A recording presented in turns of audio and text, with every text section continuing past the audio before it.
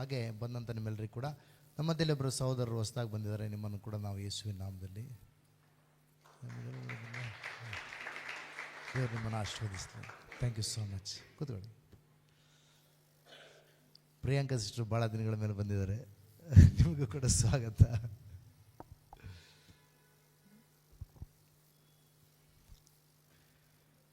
Hallelujah. ಸ್ವಲ್ಪ ನಾವು ದೇವರ ವಾಕ್ಯಗಳನ್ನು ಧ್ಯಾನ ಮಾಡೋಣ. ಇವತ್ತು ನಾನು ಏನಂತಂದರೆ, ನಮ್ಮಲ್ಲಿ ಕೆಲವರು ಒಂದು 4-5 ಜನರು ದೀಕ್ಷಾಸ್ನಾನದ ಮೂಲಕವಾಗಿ ಕರ್ತನಿಗೆ ತಮ್ಮ ಜೀವಿತಗಳನ್ನು ಒಪ್ಪಿಸಿಕೊಡಬೇಕೆಂಬುದಾಗಿ ತೀರ್ಮಾನ ಮಾಡಿರೋದ್ರಿಂದ ಇವತ್ತು ದೀಕ್ಷಾಸ್ನಾನದ ಕುರಿತು ಕೆಲವು ವಿಷಯಗಳನ್ನು ಹೇಳಬೇಕು ಅಂಥೇಳಿ ನಾನು ಅಂದ್ಕೊಂಡಿದ್ದೀನಿ. ಯಾಕಂದರೆ ನಮ್ಮಲ್ಲಿ ಅನೇಕರು ನಾವು ದೀಕ್ಷಾಸ್ನಾನವನ್ನು ತೆಗೆದುಕೊಂಡಿದ್ದೀವಿ.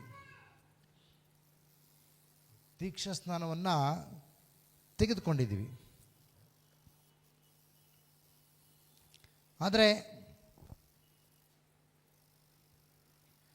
ಈ ದೀಕ್ಷಾಸ್ನಾನದ ಕುರಿತಾಗಿ ನಾವು ಪದೇ ಪದೇ ಮಾತನಾಡೋದ್ರಿಂದ ನಾವು ದೀಕ್ಷಾಸ್ನಾನ ತೆಗೆದುಕೊಂಡಿರುವವರಿಗೂ ಕೂಡ ನಾವು ಯಾಕೆ ತೆಗೆದುಕೊಂಡಿದ್ದೀವಿ ಅಂತಕ್ಕಂಥ ತಿಳುವಳಿಕೆ ಅದು ನೆನಪಾಗ್ತಾ ಇರುತ್ತೆ. ಹಾಗೆ ದೀಕ್ಷಾಸ್ನಾನವನ್ನು ತೆಗೆದುಕೊಳ್ತಕ್ಕಂಥವರಿಗೂ ಕೂಡ ಅದು ಸಹಾಯ ಆಗುತ್ತೆ ಅಂತಕ್ಕಂಥದ್ದು ನನ್ನ ಒಂದು ನಂಬಿಕೆ. ನೋಡಿ, ಯೇಸು ಕ್ರಿಸ್ತನು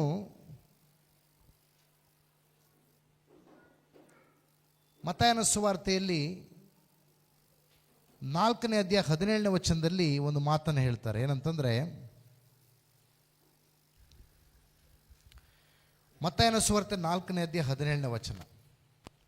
ರಾಜ್ಯವು ಸಮೀಪಿಸಿತು, ದೇವರ ಕಡೆಗೆ ತಿರುಗಿಕೊಳ್ಳಿರಿ ಎಂದು ಸಾರಿ ಹೇಳುವುದಕ್ಕೆ ಪ್ರಾರಂಭಿಸಿದರು. ನೋಡಿ, ಯೇಸು ಕ್ರಿಸ್ತನು ದೀಕ್ಷಾಸ್ನಾನ ತೆಗೆದುಕೊಂಡು 40 ದಿವಸಗಳ ಕಾಲ ಆತನು ಶೋಧನೆಗಳನ್ನು ಅನುಭವಿಸಿ ಉಪವಾಸವಿದ್ದು ಇದೆಲ್ಲವನ್ನು ಮಾಡಿ ಬಂದು ತನ್ನ ಸೇವೆಯನ್ನು ಪ್ರಾರಂಭ ಮಾಡುವಾಗ ಮೊಟ್ಟ ಮೊದಲದಾಗಿ ತನ್ನ ಜನರಿಗೆ ಆತನು ಏನಂತ ಪ್ರಚಾರ ಮಾಡ್ತಾನೆ ಅಂತಂದರೆ, ಏನು ಹೇಳ್ತಾ ಇದ್ದಾರೆ?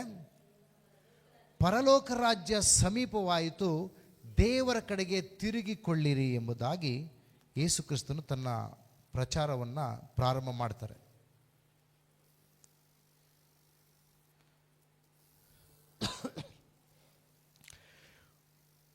ಯೇಸು ಕ್ರಿಸ್ತನ ಉದ್ದೇಶ ಇಷ್ಟೇ. ಏನಪ್ಪ ಅಂತಂದರೆ, ಪ್ರತಿಯೊಬ್ಬರು ಕೂಡ ದೇವರ ಕಡೆಗೆ ತಿರುಗಿಕೊಳ್ಳಬೇಕು. ದೇವರ ಕಡೆಗೆ ತಿರುಗಿಕೊಂಡು ತನ್ನ ಹಳೆಯ ಜೀವಿತವನ್ನು ಬಿಟ್ಟು ಒಂದು ಹೊಸ ಜೀವಿತವನ್ನು ಪ್ರಾರಂಭ ಮಾಡಬೇಕು ಅಂತಕ್ಕಂಥದ್ದು ಯೇಸು ಕ್ರಿಸ್ತನ ಉದ್ದೇಶ. ನೋಡಿ, ದೀಕ್ಷಾಸ್ನಾನ ಅಂತ ಹೇಳುವಾಗ ಬೈಬಲ್ನಲ್ಲಿ ದೀಕ್ಷಾಸ್ನಾನ ಅಂತಂದರೆ ಏನು ಅಂತಂದರೆ, ಒಬ್ಬ ವ್ಯಕ್ತಿ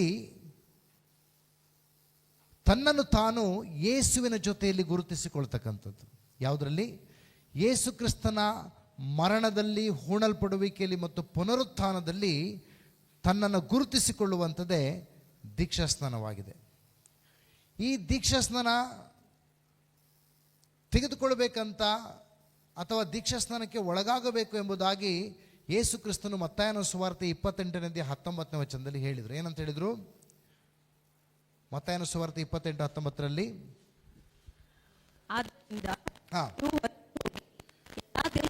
ನೀವು ಹೊರಟು ಹೋಗಿ ಎಲ್ಲಾ ದೇಶಗಳ ಜನರನ್ನ ಶಿಷ್ಯರನ್ನಾಗಿ ಮಾಡಿರಿ, ಅವರಿಗೆ ತಂದೆಯ ಮಗನ ಪವಿತ್ರಾತ್ಮನ ಹೆಸರಿನಲ್ಲಿ ದೀಕ್ಷಾಸ್ನಾನವನ್ನು ಮಾಡಿಸಿರಿ, ನಾನು ನಿಮಗೆ ಆಜ್ಞಾಪಿಸಿದ್ದನ್ನೆಲ್ಲ ಕಾಪಾಡಿಕೊಳ್ಳುವುದಕ್ಕೆ ಅವರಿಗೆ ಉಪದೇಶ ಮಾಡಿರಿ ಎಂಬುದಾಗಿ ಯೇಸು ಕ್ರಿಸ್ತನು ಹೇಳ್ತಾ ಇದ್ದಾರೆ. ಏನು ಹೇಳ್ತಾ ಇದ್ದಾರೆ? ಪ್ರಪಂಚದ ಎಲ್ಲ ಕಡೆಗಳಲ್ಲಿ ಹೋಗಿ ದೇಶದ ಎಲ್ಲ ಜನರುಗಳನ್ನು ನೀವೇನು ಮಾಡಿ? ಶಿಷ್ಯರನ್ನಾಗಿ ಮಾಡಿ ಅವರನ್ನೆಲ್ಲ ಕ್ರೈಸ್ತ ಧರ್ಮಕ್ಕೆ ಮತಾಂತರ ಮಾಡಿ ಅಂತ ಯೇಸು ಕ್ರಿಸ್ತ ಹೇಳಿಲ್ಲ. ಆಮೇಲೆ ಒಂದು ಧರ್ಮದಿಂದ ಇನ್ನೊಂದು ಧರ್ಮಕ್ಕೆ ಅವರನ್ನು ಸೇರಿಸ್ಕೊಳ್ಳಿ ಅಂತ ಯೇಸು ಕ್ರಿಸ್ತ ಹೇಳಿಲ್ಲ. ಯೇಸು ಕ್ರಿಸ್ತ ಸ್ಪಷ್ಟವಾಗಿ ಹೇಳಿದ್ದೇನಂತಂದರೆ, ನೀವು ಹೋಗಿ ಜನರನ್ನು ನನ್ನ ಶಿಷ್ಯರನ್ನಾಗಿ ಮಾಡಬೇಕು. ಯಾರು ನನ್ನ ಶಿಷ್ಯತ್ವಕ್ಕೆ ಒಳಗಾಗೋದಕ್ಕಾಗಿ ಮನಪೂರ್ವಕವಾಗಿ ಒಪ್ಪಿಕೊಳ್ಳುತ್ತಾರೆ, ಒತ್ತಾಯದಿಂದ ಅಲ್ಲ, ಬಲಾತ್ಕಾರದಿಂದ ಅಲ್ಲ, ಪ್ರೇರಣೆಯಿಂದ ಅಲ್ಲ, ಆಮಿಷಗಳಿಂದ ಅಲ್ಲ, ಯಾರು ಮನಪೂರ್ವಕವಾಗಿ ನನ್ನನ್ನು ಅರ್ಥ ಮಾಡಿಕೊಂಡು ನನ್ನ ಹೆಜ್ಜೆ ಜಾಡಲ್ಲಿ ನಡೆಯುವುದಕ್ಕೆ, ನನ್ನ ಶಿಷ್ಯರಾಗುವುದಕ್ಕೆ ಒಪ್ಪಿಕೊಳ್ಳುತ್ತಾರೋ ಅವರಿಗೆ ತಂದೆಯ ಮಗನ ಪವಿತ್ರಾತ್ಮನ ಹೆಸರಿನಲ್ಲಿ ದೀಕ್ಷಾಸ್ನಾನವನ್ನು ಮಾಡಿಸ್ರಿ ಎಂಬುದಾಗಿ ಹೇಳಿದರು. ದೀಕ್ಷಾಸ್ನಾನ ಮಾಡಿಸಿ ಅವ್ರನ್ನ ಆ ಕಡೆ ಕಳಿಸಿ ಅಂತ ಹೇಳಿದ್ರ? ಇಲ್ಲ. ಅವರಿಗೆ ನಾನು ನಿಮಗೆ ಏನೆಲ್ಲ ಹೇಳಿಕೊಟ್ಟಿದ್ದೇನೋ ಅದನ್ನು ಕಾಪಾಡಿಕೊಳ್ಳುವುದಕ್ಕೆ ಅವರಿಗೆ ನಿರಂತರವಾಗಿ ಬೋಧನೆ ಮಾಡಿ ಎಂಬುದಾಗಿ ಹೇಳಿದರು. ಹಲ್ಲೆಲೂಯಾ. ಏನು ಮಾಡಬೇಕು? ಮೊದಲು ಶಿಷ್ಯರನ್ನಾಗಿ ಮಾಡಬೇಕು. ಯಾರು ಯೇಸುವಿನನ್ನು ಹಿಂಬಾಲಿಸುವುದಕ್ಕಾಗಿ ಯಾವುದೇ ಬೆಲೆಯನ್ನು ಕಟ್ಟೋದಕ್ಕೆ, ಯಾವುದೇ ತ್ಯಾಗಗಳನ್ನು ಮಾಡೋದಕ್ಕೆ ಸಿದ್ಧನಾಗಿದ್ದಾನೋ ಅವನು ಶಿಷ್ಯನಾಗ್ತಾನೆ. ಆ ಶಿಷ್ಯತ್ವಕ್ಕೆ ಒಳಗಾದಂಥ ಮನುಷ್ಯನಿಗೆ ನೀವೇನು ಮಾಡಬೇಕು? ತಂದೆ ಮಗ ಪವಿತ್ರಾತ್ಮ ಹೆಸರಲ್ಲಿ ದೀಕ್ಷಾಸ್ನಾನ ಕೊಡಬೇಕು. ಅಂದರೆ ಅವನು ಬಹಿರಂಗವಾಗಿ ನಾನು ಯೇಸುವಿನ ಹಿಂಬಾಲಕನಾಗಿದ್ದೇನೆ ಎಂಬುದನ್ನು ಜನರ ಮುಂದೆ ಅವನು ಘೋಷಿಸಿಕೊಳ್ಳಬೇಕು. ಆಮೇಲೆ ಅವನು ತನ್ನ ಜೀವನದಲ್ಲಿ ಶಿಷ್ಯತ್ವದಲ್ಲಿ ಮುಂದುವರಿಯುವುದಕ್ಕೆ ತನ್ನ ನಿರ್ಧಾರವನ್ನು, ಒಪ್ಪಂದವನ್ನು, ಒಡಂಬಡಿಕೆಯನ್ನು ಕಾಪಾಡಿಕೊಳ್ಳೋದಕ್ಕೆ ಅವನಿಗೆ ಉಪದೇಶ ಮಾಡ್ರಿ ಎಂಬುದಾಗಿ ಹೇಳಿದರು. ಆಮೇನ್. ಹಾಗಾಗಿ ನಾವು ದೀಕ್ಷಾಸ್ನಾನ ಮಾಡಿಸ್ತೇವೆ ಜನರಿಗೆ. ಎಂಥ ದೀಕ್ಷಾಸ್ನಾನ ಇದು? ಇದು ನಾವು ಮಾಡುವಂಥ ದೀಕ್ಷಾಸ್ನಾನ ಒಂದು ಧರ್ಮದಿಂದ, ಒಂದು ಮತದಿಂದ ಇನ್ನೊಂದು ಮತಕ್ಕೋ ಧರ್ಮಕ್ಕೋ ಸೇರ್ಪಡೆ ಮಾಡುವಂಥ ದೀಕ್ಷಾಸ್ನಾನ ಅಲ್ಲ. ಅರ್ಥ ಆಯ್ತಾ? ದೀಕ್ಷಾಸ್ನಾನ ಕೊಡ್ತಕ್ಕಂಥದ್ದು ಮತಾಂತರ ಮಾಡೋದಕ್ಕೆ, ಧರ್ಮಾಂತರ ಮಾಡೋದಕ್ಕೆ ಅಲ್ಲ. ದೀಕ್ಷಾಸ್ನಾನ ಕೊಡೋದು ಯಾಕೆ ಅಂತಂದರೆ, ಯಾವ ವ್ಯಕ್ತಿ ತನ್ನ ಜೀವನದಲ್ಲಿ ಯೇಸು ಕ್ರಿಸ್ತನು ಯಾರೆಂಬುದಾಗಿ ಅರ್ಥ ಮಾಡಿಕೊಂಡು ಯೇಸುವನ್ನು ಗುರುವಾಗಿ, ಕರ್ತನಾಗಿ ಅಂಗೀಕಾರ ಮಾಡಿಕೊಂಡು ಆತನ ಹೆಜ್ಜೆ ಜಾಡಿನಲ್ಲಿ ಕೊನೆಯ ತನಕ ಜೀವಿಸುವುದಕ್ಕಾಗಿ ತೀರ್ಮಾನ ಮಾಡಿದ್ದಾನೋ, ಯಾರು ತನ್ನ ಜೀವಿತವನ್ನು ಯೇಸು ಕ್ರಿಸ್ತನ ಮಾತಿಗೆ ಅನುಸಾರವಾಗಿ ನಡೆಯುತ್ತೇನೆಂಬುದಾಗಿ ಒಪ್ಪಿಕೊಳ್ತಾನೋ ಅವನು ನಾನು ಯೇಸುವಿನ ಶಿಷ್ಯನಾಗಿದ್ದೇನೆ ಎಂಬುದಾಗಿ ತನ್ನನ್ನೇ ತಾನು ಬಹಿರಂಗವಾಗಿ ಘೋಷಣೆ ಮಾಡಿಕೊಳ್ತಾನೆ. ಅದು ದೀಕ್ಷಾಸ್ನಾನ. ಅದಕ್ಕಾಗಿ ದೀಕ್ಷಾಸ್ನಾನ ಕೊಡ್ತಕ್ಕಂಥದ್ದು. ಹಾಗಾಗಿ ನಾವು ಕೊಡುವಂಥ ದೀಕ್ಷಾಸ್ನಾನ ಶಿಷ್ಯತ್ವದ ದೀಕ್ಷಾಸ್ನಾನ. ಎಂಥ ದೀಕ್ಷಾಸ್ನಾನ? ಶಿಷ್ಯತ್ವದ ದೀಕ್ಷಾಸ್ನಾನ. ಹೌದಲ್ವ? ಇದು ಒಂದು ಪಂಗಡದಿಂದ ಇನ್ನೊಂದು ಪಂಗಡಕ್ಕೆ ಸೇರಿಸುವ ದೀಕ್ಷಾಸ್ನಾನ ಅಲ್ಲ. ಇದೆಂಥ ದೀಕ್ಷಾಸ್ನಾನ? ಶಿಷ್ಯತ್ವ ದೀಕ್ಷಾಸ್ನಾನ. ಈ ಶಿಷ್ಯತ್ವದ ದೀಕ್ಷಾಸ್ನಾನ ತೆಗೆದುಕೊಂಡ ಮೇಲೆ ಶಿಷ್ಯನಾಗಿ ಜೀವಿಸಬೇಕಾದಂಥ ಬದ್ಧತೆ ಯಾರಿಗಿರಬೇಕು? ಆ ಶಿಷ್ಯತ್ವಕ್ಕೆ ಒಳಗಾದವನಿಗಿರಬೇಕು. ನಾನು ಕೊನೆಯ ತನಕ ಯೇಸುವಿನ ಶಿಷ್ಯನಾಗಿರ್ತೇನೆ ಎಂಬುದಾಗಿ. ದೀಕ್ಷಾಸ್ನಾನ ಕೊಟ್ಟವನವನ್ನ ಕೊನೆಯ ತನಕ ಕಾಯೋದಕ್ಕಾಗೋದಿಲ್ಲ. ದೀಕ್ಷಾಸ್ನಾನ ತೆಗೆದುಕೊಳ್ಳುವವನಿಗೆ ಪರಿಜ್ಞಾನ ಇರಬೇಕೇನಂತಂದರೆ ನಾನು ಏನು ಮಾಡ್ತಾ ಇದ್ದೇನೆ ಅಂಥೇಳಿ. ಆಮೇನ್. ಯಾಕೆ ದೀಕ್ಷಾಸ್ನಾನ ತೆಗೆದುಕೊಂಡ ಮೇಲೆ ಆ ಮನುಷ್ಯ ಎಲ್ಲಿರ್ತಾನೆ ಅಂತ ಎಲ್ಲಿ ಹುಡ್ಕೊಂಡು ಹೋಗೋದು ನಾವು? ಅವನು ಬೇರೆ ಊರಿಗೆ ಹೋಗ್ಬೋದು ಕಾರಣಾಂತರಗಳಿಂದ, ಬೇರೆ ದೇಶಕ್ಕೆ ಹೋಗ್ಬೋದು ಕಾರಣಾಂತರಗಳಿಂದ. ಹೌದಾ ಇಲ್ವಾ? ಹಾಗೆ ದೀಕ್ಷಾಸ್ನಾನ ಕೊಟ್ಟಂಥ ವ್ಯಕ್ತಿ, ದೀಕ್ಷಾಸ್ನಾನ ತೆಗೆದುಕೊಂಡಂಥ ವ್ಯಕ್ತಿಯನ್ನು ಜೀವನ ಪರ್ಯಂತ ಹುಡ್ಕೊಂಡು ಹೋಗ್ಲಿಕ್ಕೆ ಆಗ್ತದಾ? ಇಲ್ಲ. ದೀಕ್ಷಾಸ್ನಾನ ತೆಗೆದುಕೊಂಡವನಿಗೆ ಪರಿಜ್ಞಾನ ಇರಬೇಕು, ನಾನು ಏನು ಮಾಡ್ತಾ ಇದ್ದೇನೆ ಅಂತೇಳಿ. ಮತ್ತು ದೀಕ್ಷಾಸ್ನಾನ ತೆಗೆದುಕೊಂಡಂಥ ವ್ಯಕ್ತಿ ಅವನ ಬದ್ಧತೆಗೆ, ಅವನು ಮಾಡಿದಂಥ ತೀರ್ಮಾನಕ್ಕೆ ಬದ್ಧನಾಗಿ ಜೀವಿಸುವುದು ಅವನ ಜವಾಬ್ದಾರಿ. ನಾನು ಯೇಸು ಕ್ರಿಸ್ತನು ಯಾರೆಂಬುದಾಗಿ ಅರ್ಥ ಮಾಡಿಕೊಂಡು ಆತನೇ ಜೀವ, ಆತನೇ ಮಾರ್ಗ, ಆತನೇ ಸತ್ಯ, ಆತನ ಹೊರತಾಗಿ ಪಾಪಕ್ಷಮೆ ಇಲ್ಲ, ಆತನ ಹೊರತಾಗಿ ನಿತ್ಯ ಜೀವ ಇಲ್ಲ, ಆತನ ಹೊರತಾಗಿ ಬಿಡುಗಡೆ ಇಲ್ಲ, ಆತನು ಮಾತ್ರ ನನ್ನನ್ನು ನಿತ್ಯ ಜೀವಿತಕ್ಕೆ ಸೇರಿಸುವಂಥ ಗುರುವಾಗಿದ್ದಾನೆ, ರಕ್ಷಕನಾಗಿದ್ದಾನೆ, ಕರ್ತನಾಗಿದ್ದಾನೆ ಎಂಬುದಾಗಿ ಆ ಪರಿಪೂರ್ಣ ಪರಿಜ್ಞಾನ, ತಿಳುವಳಿಕೆ ಇದ್ದಾಗ ಅಂಥ ವ್ಯಕ್ತಿ ದೀಕ್ಷಾಸ್ನಾನ ತೆಗೆದುಕೊಂಡು ಯೇಸುವನ್ನು ಹಿಂಬಾಲಿಸುವುದಕ್ಕೆ ಪ್ರಾರಂಭ ಮಾಡಬೇಕು. ಆಮೇನ್.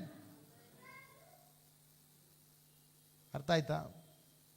ಆಗ ಈ ದೀಕ್ಷಾಸ್ನಾನ ತೆಗೆದುಕೊಂಡಂಥ ವ್ಯಕ್ತಿ ಕೊನೆಯ ತನಕ ಯೇಸುವನ್ನು ಹಿಂಬಾಲಿಸುವುದಕ್ಕಾಗಿ ತೀರ್ಮಾನ ಮಾಡಿರುವುದಾದರೆ ಆ ವ್ಯಕ್ತಿ ಏನು ಮಾಡ್ತಾನೆ ಅಂತಂದರೆ, ತನ್ನ ಬದ್ಧತೆಯನ್ನು ಪ್ರೋತ್ಸಾಹಿಸುವಂಥ, ತನ್ನ ನಂಬಿಕೆಯನ್ನು ಪ್ರೋತ್ಸಾಹಿಸುವಂಥ, ತನ್ನ ನಂಬಿಕೆಯನ್ನು ಕಟ್ಟುವಂಥ, ಕೊನೆಯ ತನಕ ಯೇಸುವಿಗಾಗಿ ಜೀವಿಸುವುದಕ್ಕೆ ಪ್ರೋತ್ಸಾಹಪಡಿಸುವಂಥ, ತಿಳುವಳಿಕೆ ಹೇಳುವಂಥ, ವಾಕ್ಯಗಳನ್ನು ಕಲಿಸಿಕೊಡುವಂಥ ಸಭೆಯಲ್ಲಿ, ಸಭಾಪಾಲಕರ ಜೊತೆಯಲ್ಲಿ ಇರುವಂಥ ತೀರ್ಮಾನವನ್ನು ಆ ವ್ಯಕ್ತಿ ಮಾಡಬೇಕು.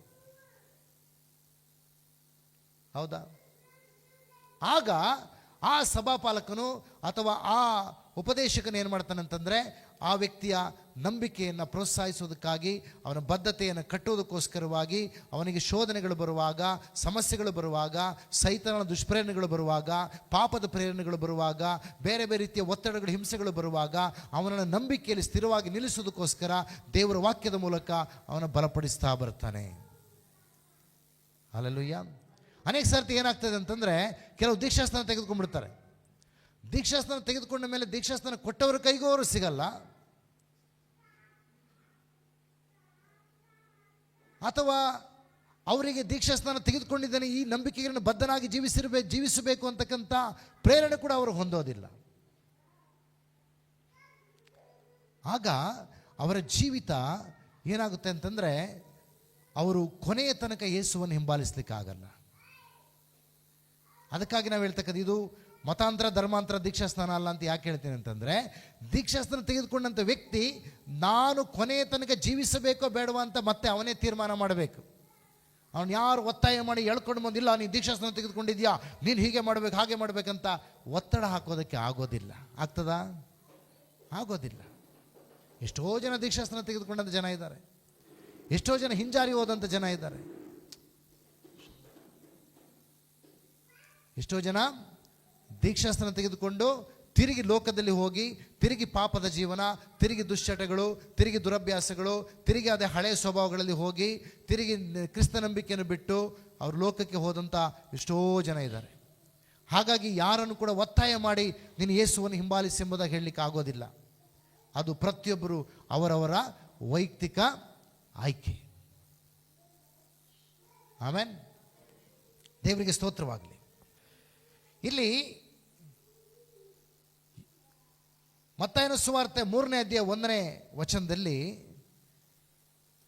ಸ್ನಾನಿಕನಾದ ಯೋಹಾನನ ಅವತ್ತಿನ ಕಾಲದಲ್ಲಿ ಯೇಸು ಕ್ರಿಸ್ತನು ಇನ್ನೂ ಆತನು ತನ್ನ ಸೇವೆಯನ್ನು ಪ್ರಾರಂಭ ಮಾಡೋದಕ್ಕಿಂತ ಮುಂಚೆ ಸ್ನಾನಿಕನಾದ ಯೋಹಾನನು ಸುವಾರ್ತೆಯನ್ನು ಸಾರ್ತಾ ಇರ್ತಾನೆ.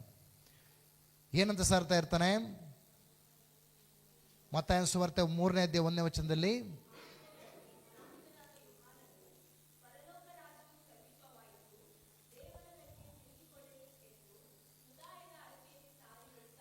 ನೋಡಿ, ಯೂದಾಯದ ಅಡವಿಯಲ್ಲಿ ಯೋಹಾನನು ಜನರ ಮಧ್ಯದಲ್ಲಿ ಸಾರ್ತಾ ಇದ್ದಾನೆ. ಏನಂತ ಸಾರ್ತಾ ಇದ್ದಾನೆ? ಪರಲೋಕ ರಾಜ್ಯ, ದೇವರ ರಾಜ್ಯ ಸಮೀಪವಾಯಿತು, ದೇವರ ಕಡೆಗೆ ತಿರುಗಿಕೊಳ್ಳಿ ಎಂಬುದಾಗಿ ಹೇಳ್ತಾ ಇದ್ದಾನೆ. ಈ ಮಾತನ್ನು ಕೇಳಿದಂಥ ಅನೇಕರು 5ನೇ ವಚನದಲ್ಲಿ ನೋಡಿ, ಆಗ ಯೆರೂಸಲೇಮಿನಲ್ಲಿ ಎಲ್ಲ ಯೂದಾಯದಲ್ಲಿರುವ ಜನರು, ಯೋರ್ದನ್ ಹೊಳೆ ಸುತ್ತಲಿರ್ತಕ್ಕಂಥ ಎಲ್ಲ ಸೀಮೆಯ ಜನರು ಯೋಹಾನನ ಬಳಿಗೆ ಹೊರಟು ಬಂದು ಅವರು ತಮ್ಮ ತಮ್ಮ ಪಾಪಗಳನ್ನು ಒಪ್ಪಿಕೊಂಡು ಅರಿಕೆ ಮಾಡಿ ಯೋರ್ದಾನ್ ಹೊಳೆಯಲ್ಲಿ ಅವನಿಂದ ದೀಕ್ಷಾಸ್ನಾನ ಮಾಡಿಸಿಕೊಳ್ತಾ ಇದ್ರಂತೆ. ದೇವರ ಕಡೆಗೆ ತಿರುಗಿಕೊಳ್ಳಿ, ಪರಲೋಕ ರಾಜ್ಯ ಸಮೀಪವಾಯಿತು ಎಂಬುದಾಗಿ ಯೋಹಾನ ಸಾರುವಾಗ ಅವರು ತಮ್ಮ ತಮ್ಮ ಪಾಪಗಳನ್ನು ಯೋಹಾನನ ಮುಂದೆ ಬಂದು ಅರಿಕೆ ಮಾಡಿ ದೀಕ್ಷಾಸ್ನಾನ ತೆಗೆದುಕೊಳ್ತಾ ಇದ್ರಂತೆ. ಹೀಗೆ ತೆಗೆದುಕೊಳ್ತಾ ಇರಬೇಕಾದ್ರೆ 6ನೇ ವಚನ ಹೇಳ್ತಾ ಇದೆ. 6ನೇ ವಚನದಲ್ಲಿ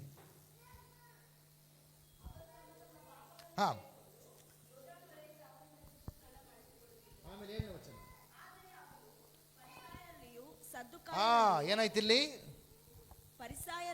ಆಗ ಪರಿಸಾಯರಲ್ಲಿಯೂ ಸದ್ದುಕಾಯರಲ್ಲಿಯೂ, ಈ ಪರಿಸಾಯರು ಸದ್ದುಕಾಯರು ಅಂದ್ರೆ ಕಾಮನ್ ಆಗಿ ಸರಳವಾಗಿ ಹೇಳ್ಬೇಕಂತಂದ್ರೆ ಇವರೆಲ್ಲ ಧಾರ್ಮಿಕ ನಾಯಕರುಗಳು. ಇವರು ಧರ್ಮವನ್ನು ಬೋಧನೆ ಮಾಡ್ತಕ್ಕಂಥವರು, ಈ ಧರ್ಮದ ಕುರಿತಾಗಿ ಅತಿ ಹೆಚ್ಚು ತಿಳುವಳಿಕೆ ಇದ್ದಂಥ, ಜ್ಞಾನ ಇದ್ದಂಥ ಜನರು. ಆದರೆ ಅವನು ಪರಿಸಾಯರಲ್ಲಿಯೂ ಸದ್ದುಕಾಯರಲ್ಲಿಯೂ ಅನೇಕರು ತನ್ನಿಂದ ದೀಕ್ಷಾಸ್ನಾನ ಮಾಡಿಸಿಕೊಳ್ಳೋದಕ್ಕೆ ಬರುವುದನ್ನು ಕಂಡು, ಸಾಮಾನ್ಯ ಜನರೆಲ್ಲ ಬಂದು ಜನರ ದೀಕ್ಷಾಸ್ನಾನ ತೆಗೆದುಕೊಂಡು ಪಾಪಗಳನ್ನು ಅರಿಕೆ ಮಾಡಿ ದೇವರ ಕಡೆ ತಿರುಗಿಕೊಂಡು ಅವರು ಪಾಪವನ್ನು ಅರಿಕೆ ಮಾಡ್ತಾ ಇದ್ರು, ಪಾಪವನ್ನು ಅರಿಕೆ ಮಾಡ್ತಾ ಇದ್ರು, ಒಪ್ಪಿಕೊಳ್ತಾ ಇದ್ರು. ಆದರೆ ಈ ಯೋಹಾನನ ಹತ್ರ ಪರಿಸಾಯರು ಮತ್ತು ಸದ್ದುಕಾಯರು ಕೂಡ ಬರ್ತಾ ಇದ್ದಾರೆ. ಆಗ ಈ ಪರಿಸಾಯರು ಸದ್ದುಕಾಯರು ದೀಕ್ಷಾಸ್ನಾನ ಮಾಡ್ಕೊಳ್ಳಿಕ್ಕೆ ಬರೋದನ್ನು ಕಂಡಾಗ ಯೋಹಾನನು ಏನು ಹೇಳ್ತಾ ಇದ್ದಾನೆ? ಎಲೈ ಸರ್ಪ ಜಾತಿಯವರೇ, ಮುಂದೆ ಕಾಣಬರುವ ದೈವ ಕೋಪದಿಂದ ತಪ್ಪಿಸಿಕೊಳ್ಳುವುದಕ್ಕೆ ನಿಮಗೆ ಉಪದೇಶ ಮಾಡಿದವರು ಯಾರು? ಹಾಗಾದರೆ ಇಲ್ಲಿ ಹೇಳ್ತಾ ಇದ್ದಾನೆ, ಆ ಪರಿಸಾಯರನ ಶಾಸ್ತ್ರಿಗಳನ್ನು ನೋಡಿ, ಸದ್ದುಕಾಯರನ್ನ ನೋಡಿ, ಸಾಮಾನ್ಯ ಜನರನ್ನು ನೋಡಿ ಅಲ್ಲ, ಸಾಮಾನ್ಯವಾಗಿ ಬಂದಂಥ ಜನರನ್ನ ನೋಡಿ ಸರ್ಪ ಜಾತಿಯವರೇ ಅಂತ ಹೇಳಲಿಲ್ಲ. ಅಲ್ಲಿ ಯಾರನ್ನು ನೋಡಿ? ಪರಿಸಾಯರನ್ನ ಮತ್ತೆ ಸದ್ದುಕಾಯರು ಬರುವಾಗ ಅವರನ್ನ ನೋಡಿ ಅವರನ್ನು ಹೇಳ್ತಾ ಇದ್ದಾನೆ, ಎಲೈ ಸರ್ಪ ಜಾತಿಯವರೇ, ಮುಂದೆ ಕಾಣಬರುವ ದೈವಕೋಪದಿಂದ ತಪ್ಪಿಸಿಕೊಳ್ಳುವುದಕ್ಕೆ ನಿಮಗೆ ಉಪದೇಶ ಮಾಡಿದವರು ಯಾರು? ಅಂದರೆ ದೀಕ್ಷಾಸ್ನಾನವನ್ನು ತೆಗೆದುಕೊಂಡು ಪಾಪಗಳನ್ನು ಪರಿಹಾರ ಮಾಡಿಕೊಳ್ಬೇಕಂತಕ್ಕಂಥ ಒಂದು ಯೋಚನೆ. ಆದರೆ ಬರೇ ದೀಕ್ಷಾಸ್ನಾನದಿಂದ ಪಾಪ ಪರಿಹಾರ ಆಗೋದಿಲ್ಲ, ಅದರ ಮಧ್ಯದಲ್ಲಿ ಇನ್ನೊಂದು ವಿಷಯ ನಡೀಬೇಕು ಅಂತಕ್ಕಂಥದ್ದು ಯೋಹಾನನ ಬೋಧನೆ. ಅಲ್ಲಿ ಏನು ನಡೆದಿಲ್ಲ?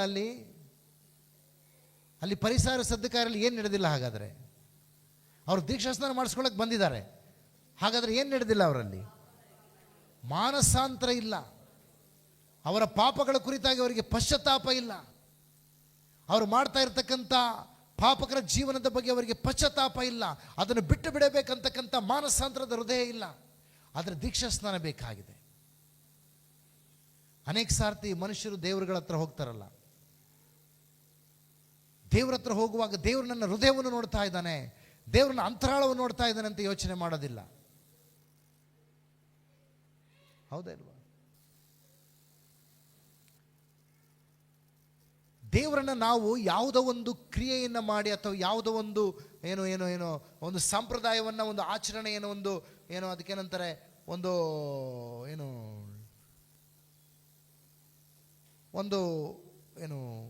ಧಾರ್ಮಿಕ ಆಚರಣೆಯನ್ನು ಮಾಡಿ ನಾವು ದೇವರನ್ನು ಮೆಚ್ಚಿಸೋದಕ್ಕೆ ಸಾಧ್ಯ ಇಲ್ಲ.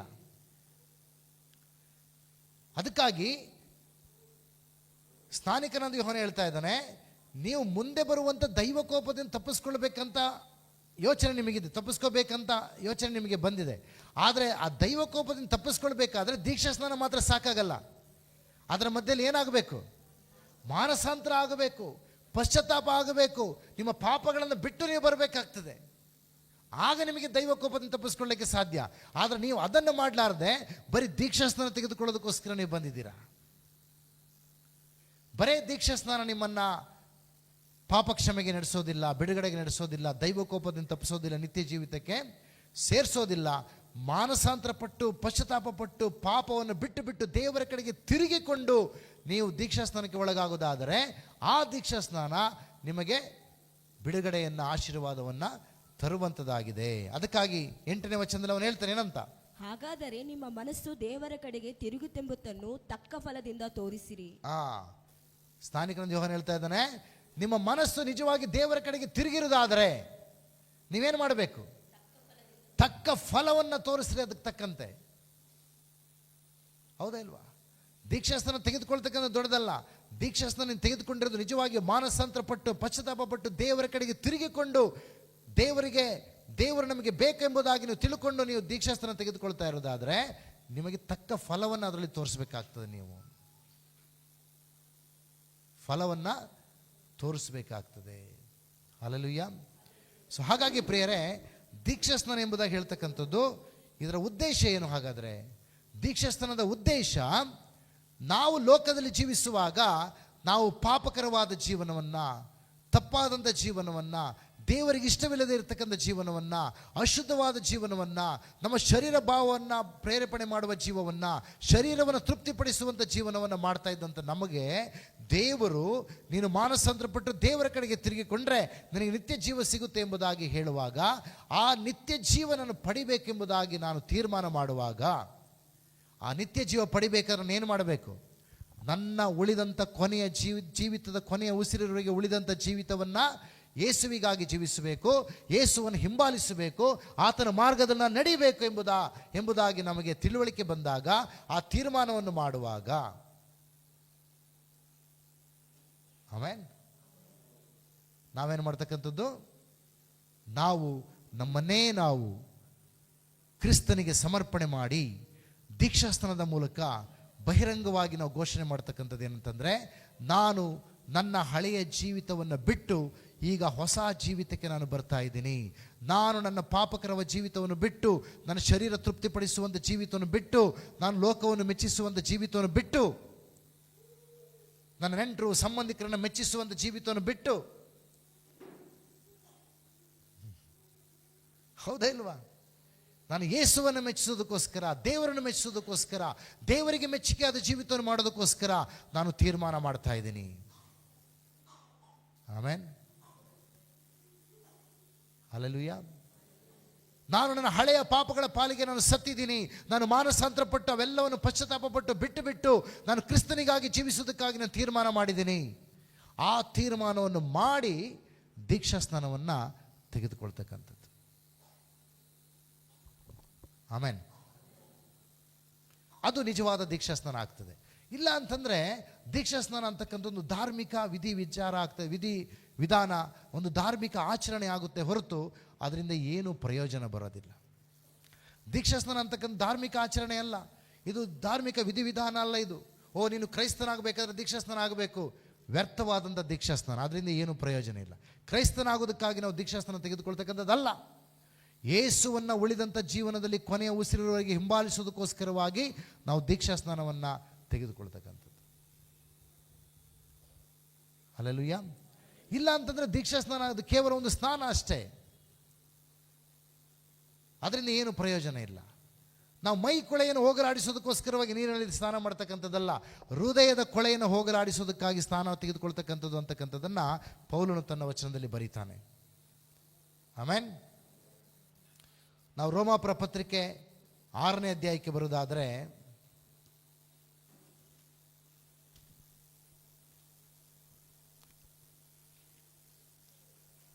ರೋಮಾಪುರ ಪತ್ರಿಕೆ 6ನೇ ಅಧ್ಯಾಯ, ಇದೆಲ್ಲವನ್ನು ನಾನು ಬಹಳಷ್ಟು ಸಾರಿ ನಾನು ಹೇಳಿದ್ದೀನಿ. ಹಾಗಾಗಿ ಇವತ್ತು ಏನು ಹೇಳಬೇಕು ಅದನ್ನು ನಾನು ಹೇಳ್ತಾ ಇದ್ದೀನಿ. ಹಾಗಾದರೆ ಏನು ಹೇಳೋಣ? ಹಾಗಾದರೆ ಏನು ಹೇಳೋಣ? ದೇವರ ಕೃಪೆಯು ಹೆಚ್ಚಲಿ, ದೇವರ ಕೃಪೆಯು ಹೆಚ್ಚಲಿ ಎಂದು ನಾವು ಪಾಪದಲ್ಲಿ ಇನ್ನೂ ಇರಬೇಕು, ನಾವು ಪಾಪದಲ್ಲಿ ಇನ್ನೂ ಇರಬೇಕು, ಎಂದಿಗೂ ಇರಬಾರದು, ಎಂದಿಗೂ ಇರಬಾರದು. ಪಾಪದ ಪಾಲಿಗೆ ಸತ್ತವರಾದ ನಾವು ಇನ್ನು ಅದರಲ್ಲೇ ಬದುಕುವುದು ಹೇಗೆ? ಕ್ರಿಸ್ತ ಯೇಸುವಿನಲ್ಲಿ ಸೇರುವುದಕ್ಕೆ ದೀಕ್ಷಾ ಸ್ನಾನ ಮಾಡಿಸಿಕೊಂಡವರಾದ ನಾವೆಲ್ಲರೂ ಆತನ ಮರಣದಲ್ಲಿ ಪಾಲುಗಾರರಾಗುವುದಕ್ಕೆ ದೀಕ್ಷಾ ಸ್ನಾನ ಮಾಡಿಸಿಕೊಂಡೆವೆಂದು ನಿಮಗೆ ತಿಳಿಯದು. ನೋಡಿ, ಹೇಳ್ತಾ ಇದ್ದೇನಂತಂದ್ರೆ, ದೀಕ್ಷಾ ಸ್ನಾನ ಯಾಕೆ ಮಾಡಿಸ್ಕೊಂಡಿದ್ದು? ನಾವು ಕ್ರಿಸ್ತ ಯೇಸುವಿನಲ್ಲಿ ಸೇರುವುದಕ್ಕೆ ದೀಕ್ಷಾ ಸ್ನಾನ ಮಾಡಿಸಿಕೊಂಡವರಾದ ನಾವೆಲ್ಲರೂ ಆತನ ಮರಣದಲ್ಲಿ ಪಾಲುಗಾರರಾಗುವುದಕ್ಕೆ ದೀಕ್ಷಾ ಸ್ನಾನ ಮಾಡಿಸಿಕೊಂಡಿದ್ದೇವೆ ಅಂತಕ್ಕಂಥ ನಿಮಗೆ ತಿಳಿತಾ ಇಲ್ವಾ ಅಂತ ಪ್ರಶ್ನೆ ಇದೆ. ಏನಂತ ಇದೆ? ದೀಕ್ಷಾ ಸ್ನಾನ ಯಾಕೆ ಮಾಡಿಸ್ಕೊಂಡಿದ್ದಂತೆ? ಆತನ ಮರಣದಲ್ಲಿ ಪಾಲುಗಾರರಾಗುವುದಕ್ಕೋಸ್ಕರ. ಆಮೇನ್. ಆತನ ಮರಣದಲ್ಲಿ ಪಾಲುಗಾರರಾಗುವುದಕ್ಕೋಸ್ಕರ. ಅರ್ಥ ಏನಾಗಾದ್ರೆ? ಆತನ ಮರಣದಲ್ಲಿ ಪಾಲುಗಾರರಾಗೋದಂದ್ರೆ ಅರ್ಥ ಏನು? ಕ್ರಿಸ್ತನು ಯಾಕೋಸ್ಕರ ಮರಣ ಹೊಂದಿದ್ದು? ಯಾಕೋಸ್ಕರ? ಮನುಷ್ಯರ ಪಾಪಗಳ ಪರಿಹಾರಕ್ಕೋಸ್ಕರವಾಗಿ ಯೇಸು ಕ್ರಿಸ್ತನು ತನ್ನ ಪ್ರಾಣವನ್ನು ಕೊಡ್ತಾನೆ. ಆತನು ಮರಣವನ್ನು ಅನುಭವಿಸ್ತಾನೆ. ಮರಣವನ್ನು ಅನುಭವಿಸಿ ಆತನು ಮರಣದಿಂದ ಮೃತ್ಯುಂಜಯನಾಗಿ ತಿರುಗಿ ಆತನು ಎದ್ದು ಬಂದು ಆತನು ಜೀವಿಸ್ತಾನೆ. ಪ್ರಿಯರೇ, ಆಮೆನ್. ಈಗ ಯಾರಾದರೂ ನಾನು ಯೇಸುವನ್ನು ಹಿಂಬಾಲಿಸಬೇಕೆಂಬುದಾಗಿ ತೀರ್ಮಾನ ಮಾಡಿ, ಹೌದು ನನ್ನ ಪಾಪಗಳನ್ನು ಒಪ್ಪಿಕೊಂಡು ಅರಿಕೆ ಮಾಡಿ ಕ್ಷಮೆ ಕೇಳಿ ನಾನು ಕ್ಷಮೆ ಹೊಂದಿದ್ದೀನಿ, ಈಗ ನಾನು ದೀಕ್ಷಾಸ್ನಾನ ತೆಗೆದುಕೊಳ್ತೀನಿ, ದೀಕ್ಷಾಸ್ನಾನ ತೆಗೆದುಕೊಂಡು ನಾನು ದೇವರಿಗಾಗಿ ಜೀವಿಸ್ತೀನಿ ಎಂಬುದಾಗಿ ದೀಕ್ಷಾಸ್ನಾನ ತೆಗೆದುಕೊಂಡ ಮೇಲೆ ಆ ತೆಗೆದುಕೊಂಡ ವ್ಯಕ್ತಿಗೆ ಗೊತ್ತಿರಬೇಕೇನಂತಂದರೆ, ನಾನು ಕ್ರಿಸ್ತನೊಂದಿಗೆ ಸಾಯುವುದಕ್ಕೋಸ್ಕರ ನನ್ನ ಪಾಪದ ಪಾಲಿಗೆ, ನನ್ನಲ್ಲಿರುವಂಥ ಶರೀರ ಭಾವದ ಪಾಲಿಗೆ, ನನ್ನಲ್ಲಿರುವಂಥ ಹಳೆಯ ಜೀವನದಲ್ಲಿದ್ದಂಥ ಸಿಟ್ಟು, ಮತ್ಸರ, ಜಗಳ, ಹೊಟ್ಟೆಕಿಚ್ಚು, ಗಲಿಬಿಲಿತನ, ಇನ್ನು ಅನೇಕ ವಿಧವಾದಂಥ ಲೋಕದ ಮಲಿನತೆ, ಹೊಲಸುತನ, ಇದೆಲ್ಲ ಜೀವನ ಇತ್ತು. ಆ ಜೀವನದ ಪಾಲಿಗೆ ನಾನು ಸತ್ತು ಕ್ರಿಸ್ತನೊಂದಿಗೆ ಹೂಣಲ್ಪಟ್ಟು ಕ್ರಿಸ್ತನೊಂದಿಗೆ ಪುನರುತ್ಥಾನಾಗಿ ಎದ್ದು ಬಂದು ಹೊಸ ವ್ಯಕ್ತಿ ಆಗೋದಕ್ಕೋಸ್ಕರ ನಾನು ದೀಕ್ಷಾಸ್ನಾನ ತೆಗೆದುಕೊಂಡಿದ್ದೇನೆ ಎಂಬುದಾಗಿ ನಿಮಗೆ ಗೊತ್ತಿಲ್ಲವೋ ಎಂಬುದಾಗಿ ಹೇಳ್ತಾರೆ. ಹಲ್ಲೆಲೂಯಾ. ಅದಕ್ಕಾಗಿ ಮುಂದಿನ ವಚನ ಹೇಳುತ್ತೇನಂತ, ಹೀಗಿರಲಾಗಿ ನಾವು ದೀಕ್ಷಾಸ್ನಾನ ಮಾಡಿಸಿಕೊಂಡಾಗ, ನೋಡಿ, ಹೀಗಿರಲಾಗಿ ನಾವು ದೀಕ್ಷಾಸ್ನಾನ ಮಾಡಿಸಿಕೊಂಡಾಗ ಆತನ ಮರಣದಲ್ಲಿ ಪಾಲುಗಾರರಾಗಿ ಆತನೊಂದಿಗೆ ಹೂಣಲ್ಪಟ್ಟೆವು. ಏನಾಗಿ? ಆತನ ಮರಣದಲ್ಲಿ ಪಾಲುಗಾರರಾಗಿ. ನಮಗೆ ಯೇಸು ಕ್ರಿಸ್ತ ನಮಗೋಸ್ಕರ ಶಿಲುಬೆ ಮೇಲೆ ಸತ್ತಿದ್ದಾನೆ, ಹೂಣಲ್ಪಟ್ಟಿದ್ದಾನೆ, ಪುನರುತ್ಥಾನಕ್ಕೆ ಎದ್ದು ಬಂದಾನೆ, ಜೈ ಅಂತೇಳಿ ನಾವು ಈ ಕಡೆ ಹೋಗೋದಲ್ಲ. ಆ ಮರಣದಲ್ಲಿ ನಾವೇನಾಗಿದ್ದೀವಿ? ಪಾಲುಗಾರರಾಗಿದ್ದೀವಿ. ಆತನ ಮರಣದಲ್ಲಿ ನಾನು ಮರಣ ಹೊಂದಿದ್ದೇನೆ. ಆಮೇನ್. ಆತನು ಮರಣ ಹೊಂದಿದ್ದಕ್ಕೆ ನನಗೆ ಲಾಭ ಆಗಿದೆ ಅಷ್ಟೇ ಅಲ್ಲ ವಿಚಾರ ಇಲ್ಲಿರೋದು. ಆತನ ಮರಣ ಹೊಂದುವಾಗ ಮರಣದಲ್ಲಿ ನಾನು ಏನಾಗಿದ್ದೀನಿ? ಪಾಲುದಾರರಾಗಿದ್ದೀನಿ. ಆ ಮರಣದಲ್ಲಿ ನಾನು ಮರಣಿಸಿದ್ದೇನೆ. ಆತನ ಮರಣದಲ್ಲಿ ನಾನು ಮರಣ ಹೊಂದಿದ್ದೇನೆ. ಯಾವುದರ ಪಾಲಿಗೆ? ಪಾಪದ ಪಾಲಿಗೆ. ಹಲ್ಲೆಲೂಯಾ. ಅನೇಕ ಸರ್ತಿ ಇದನ್ನು ಪಾಲು ತೆಗೆದುಕೊಳ್ಳಿಕ್ಕೆ ಇಷ್ಟಪಡಲ್ಲ ಮರಣದಲ್ಲಿ, ಆದರೆ ಆಶೀರ್ವಾದದಲ್ಲಿ ಪಾಲು ತಗೊಳ್ಳೋಕೆ ನಾವು ಇಷ್ಟಪಡ್ತೀವಿ. ಹೌದಲ್ವಾ? ಸಾಮಾನ್ಯವಾಗಿ ಜನರು ಮರಣದಲ್ಲಿ ಪಾಲು ತಗೊಳ್ಳೋಕೆ ಇಷ್ಟಪಡಲ್ಲ, ಆಶೀರ್ವಾದದಲ್ಲಿ ಪಾಲು ತಗೊಳ್ಳೋಕೆ ನಾವೇನು ಮಾಡ್ತೀವಿ? ಇಷ್ಟಪಡ್ತೀವಿ.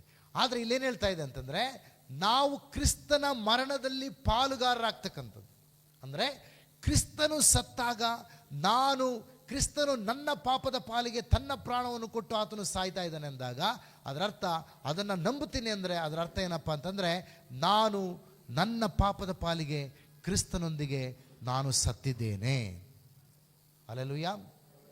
ಅದಕ್ಕಾಗಿ ಹೇಳ್ತಾ ಇದೆ, ನಾವು ದೀಕ್ಷಾಸ್ನಾನ ಮಾಡಿಸಿಕೊಂಡಾಗ ಆತನ ಮರಣದಲ್ಲಿ ಪಾಲುಗಾರರಾಗಿ ಆತನೊಂದಿಗೆ ಹೂಣಲ್ಪಟ್ಟೆವು. ಆಮೆನ್. ನಾವು ಆತನ ಮರಣದಲ್ಲಿ ಪಾಲುಗಾರರಾಗಿ ಆತನೊಂದಿಗೆ ನಾವೇನಾಗಿದ್ದೀವಿ? ಹೂಣಲ್ಪಡ್ತಾ ಇದ್ದೀವಿ. ಮರಣ ಹೊಂದಿದ ವ್ಯಕ್ತಿಯನ್ನು ಏನು ಮಾಡಲಾಗ್ತದೆ? ಶೋಕೇಸಲ್ಲಿ ಇಡ್ತಾರ? ಇಲ್ಲ. ಏನು ಮಾಡ್ತಾರೆ? ಹೂಣಿಡ್ತಾರೆ. ಆಮೆನ್. ಯೇಸು ಕ್ರಿಸ್ತನ ಸತ್ತಾಗ ಏನು ಮಾಡಿದರು? ಆತನನ್ನು ಹೂಣಿಟ್ರು. ಅಂದರೆ ಯೇಸು ಕ್ರಿಸ್ತನು ಮನುಷ್ಯರಾದ ನಮ್ಮ ಪಾಪಗಳ ಪಾಲಿಗೆ ಆತನು ಸತ್ತನು. ನಮ್ಮ ಪಾಪಗಳನ್ನು ಆತನು ತನ್ನ ಮೇಲೆ ಹೊತ್ತುಕೊಂಡನು. ನಮ್ಮ ಪಾಪಗಳನ್ನು ತನ್ನ ಮೇಲೆ ಹೊತ್ತುಕೊಂಡು ತನ್ನ ಪ್ರಾಣವನ್ನು ಕೊಟ್ಟು ಆತನು ಶಿಲುಬೆಯಲ್ಲಿ ಸತ್ತು ಆತನು ಹೂಣಲ್ಪಟ್ಟನು. ಹೂಣಲ್ಪಟ್ಟು ಮೂರನೇ ದಿವಸ ಆತನ ಏನು ಮಾಡಿದನು? ತಿರುಗಿ ಎದ್ದು ಬಂದನು. ಇಲ್ಲಿ ಅದನ್ನೇ ಹೇಳ್ತಾ ಇದ್ದೇನಂತಂದರೆ, ನಾವು 4ನೇ ವಚನದಿಂದ ಓದ್ತಾ ಹೋಗೋಣ ಅದನ್ನು. ಆದದರಿಂದ 4ನೇ ವಚನ. ಹೀಗಿರಲಾಗಿ ನೋಡಿ, ಹೀಗಿರಲಾಗಿ ನಾವು ದೀಕ್ಷಾಸ್ನಾನ ಮಾಡಿಸಿಕೊಂಡಾಗ ಆತನ ಮರಣದಲ್ಲಿ ಪಾಲುಗಾರರಾದ್ವಿ, ಆತನ ಹೂಣಲ್ಪಡುವಿಕೆಯಲ್ಲಿ ಪಾಲುಗಾರರಾದ್ವಿ. ಆದದರಿಂದ ಕ್ರಿಸ್ತನು ಸತ್ತು ತಂದೆಯ ಮಹಿಮೆಯಿಂದ ಜೀವಿತನಾಗಿ ಎಬ್ಬಿಸಲ್ಪಟ್ಟಂತೆಯೇ ನಾವು ಕೂಡ ಜೀವದಿಂದ ಎದ್ದು ಹೊಸಬರಾಗಿ ನಡ್ಕೊಳ್ಳಬೇಕು. ಆಮೆನ್. ಯೇಸು ಕ್ರಿಸ್ತನ ಮರಣದಲ್ಲಿ ಪಾಲುಗಾರರಾದರೆ, ಹೂಣಲ್ಪಡುವಿಕೆಯಲ್ಲಿ ಪಾಲುಗಾರರಾದರೆ, ಯೇಸುವಿನ ಪುನರುತ್ಥಾನದಲ್ಲಿ ಪಾಲುಗಾರರಾಗಬಹುದು. ಆಮೆನ್. ಹಲ್ಲೆಲೂಯಾ. ಯೇಸುವಿನ ಮರಣದಲ್ಲಿ ಪಾಲುಗಾರರಾಗಬೇಕು, ಹೂಣಲ್ಪಡುವಿಕೆಯಲ್ಲಿ ಪಾಲುಗಾರರಾಗಬೇಕು. ಆಗ ನಾವು ಆತನ ಪುನರುತ್ಥಾನದಲ್ಲಿ ನಾವು ಪಾಲುಗಾರರಾಗಲಿಕ್ಕೆ ಸಾಧ್ಯ. ಪುನರುತ್ಥಾನದಲ್ಲಿ ಪಾಲುಗಾರರಾದಾಗ ನಾವೇನು ಮಾಡಬೇಕಂತೆ? ಕ್ರಿಸ್ತನು ಸತ್ತು ತಂದೆಯ ಮಹಿಮೆಯಿಂದ ಜೀವಿತನಾಗಿ ಎಬ್ಬಿಸಲ್ಪಟ್ಟಂತೆ ನಾವು ಕೂಡ ಜೀವದಿಂದ ಎದ್ದು ಹೊಸಬರಾಗಿ ನಡೆದುಕೊಳ್ಳಬೇಕು. ನಾವು ಜೀವದಿಂದ ಎದ್ದು ಅಂದರೆ ನಮ್ಮ ಹಳೆಯದ ಸ್ವಭಾವನೆಲ್ಲ ನಾವು ಎಲ್ಲಿ ಬಿಟ್ಟು ಬರಬೇಕು? ಹಳೆಯ ಸ್ವಭಾವನಲ್ಲಿ ಎಲ್ಲಿ ಬಿಟ್ಟು ಬರಬೇಕು? ಸಮಾಧಿಯಲ್ಲಿ ಬಿಟ್ಟು ಬರಬೇಕು. ಹಳೆಯ ಸ್ವಭಾವ, ಹಳೆಯ ವಿಚಾರ, ಹಳೆಯ ಆಚಾರ, ಹಳೆಯ ಆಚರಣೆ, ಹಳೆಯ ನಂಬಿಕೆ, ಹಳೆಯ ಸಂಪ್ರದಾಯ, ಇವೆಲ್ಲ ಎಲ್ಲಿ ಬಿಟ್ಟು ಬರಬೇಕು? ನಾವು ಸಮಾಧಿಯಲ್ಲಿ ಬಿಟ್ಟು ಬರಬೇಕು. ಸಮಾಧಿಯಿಂದ ಎದ್ದು ಬರೋಕೆ ಅದನ್ನು ತಗೊಂಡು ಎದ್ದು ಬರೋದಲ್ಲ. ಅನೇಕ ಕ್ರೈಸ್ತರು ಸಮಾಧಿಯಿಂದ ಎದ್ದು ಬರೋಕೆ ಅದನ್ನು ಹಿಡ್ಕೊಂಡೇ ಬಂದಿರ್ತಾರೆ. ಅದಕ್ಕೋಸ್ಕರ ರಕ್ಷಣೆ ಹೊಂದಿದ ಮೇಲೂ ಕೂಡ ಮತ್ತೆ ಹಳೆಯದನ್ನು ಬಿಡಲ್ಲ ಅವರು. ಹೌದಾ ಇಲ್ವಾ? ಹಳೆದನ್ನು ಬಿಡ್ತಾರ? ಪೂರ್ತಿ ಬಿಡಲ್ಲ, ಸ್ವಲ್ಪ ಸ್ವಲ್ಪ ಇಟ್ಕೊಂಡಿರ್ತಾರೆ. ಮತ್ತೆ ಮದುವೆ ಆದ ತಕ್ಷಣ ಓಡೋಗ್ತಾರೆ ಎಲ್ಲಿಗೆ? ಮೆದಕಿಗೆ. ಮಗು ಹುಟ್ಟಿದ ತಕ್ಷಣ ಓಡೋಗ್ತಾರೆ ಎಲ್ಲಿಗೆ? ಜವಳ ತೆಗಿಯಕ್ಕೆ.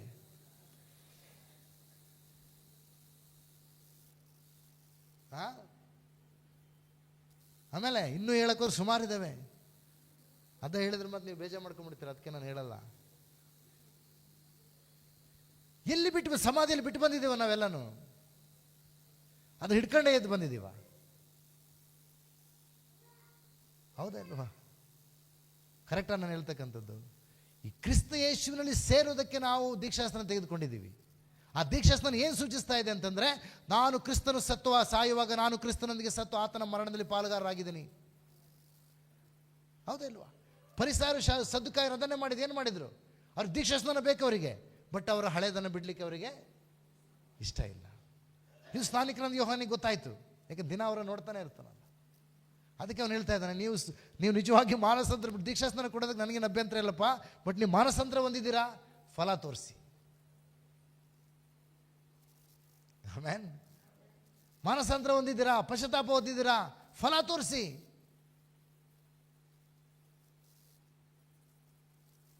ಹಲ್ಲೆಲೂಯಾ. ಹೌದಾ ಇಲ್ವಾ? ಫಲ ತೋರಿಸಿ ಅಂತ ಕೇಳ್ತಾನೆ ಯೋಹಾನ್. ಇಲ್ಲಿ ಪೌಲ್ ಹೇಳ್ತಾ ಇದ್ದಾನೆ, ನಾವು ಕ್ರಿಸ್ತನೊಂದಿಗೆ ಮರಣದಲ್ಲಿ ನಾವು ಪಾಲುಗಾರರಾಗಿದ್ದೀವಿ, ಆತನ ಹೂಡಲ್ಪಡುವಿಕೆಯಲ್ಲಿ ನಾವು ಪಾಲುಗಾರರಾಗಿದ್ದೀವಿ. ಅದರಿಂದ ಕ್ರಿಸ್ತನು ಸತ್ತು ತಂದೆಯ ಮಹಿಮೆಯಿಂದ ಎದ್ದು ಬಂದ ಹಾಗೆ ನಾವು ಕೂಡ ಜೀವದಿಂದ ಎದ್ದು ಹೊಸಬರಾಗಿ ನಡ್ಕೊಳ್ಳಬೇಕು. ಹಲ್ಲೆಲೂಯಾ. ಹೊಸಬರಾಗಿ ನಡ್ಕೊಳ್ಳೋದಂದ್ರೆ ದೀಕ್ಷಾಸ್ನಾನ ಆದಮೇಲೆ ಹೊಸ ಹೆಸರು, ಹೊಸ ಬಟ್ಟೆ. ಗಣೇಶದ ಹೆಸರಿದ್ರು ದೀಕ್ಷಾಸ್ನಾನ ಮಾಡುವಾಗ ಏನು ಮಾಡೋದು? ಗಿಲಿಬರ್ಟ್ ಅಂತ ಹೆಸರಿಟ್ಬಿಡೋದು, ರೇವಣ್ಣ ಅಂತ ತಗೊಂಡು ರಾಬರ್ಟ್ ಮಾಡಿಬಿಡೋದು.